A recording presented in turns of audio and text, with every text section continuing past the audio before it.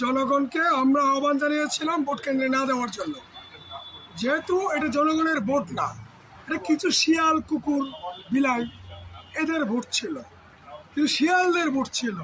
তো শিয়ালরা ভোট কেন্দ্রে গেছে, হুক্কা হুয়া করেছে, এখন জনগণ কিন্তু যায় না। জনগণ গেলে উৎসব মুখর হতো, জনগণ গেলে বিগত 20-25 দিন মানে ডাক ঢোল বাঁচিয়ে, বিরোধী দলগুলো সহ ডাক ঢোল বাঁচিয়ে ভোট হতো। যেহেতু জনগণ এই ভোটকে বর্জন করেছে, বর্জন করার মধ্য দিয়ে জনগণ প্রমাণ করেছে কোনো স্বৈর শাসক বিনা চ্যালেঞ্জে ক্ষমতায় থাকতে পারবে না।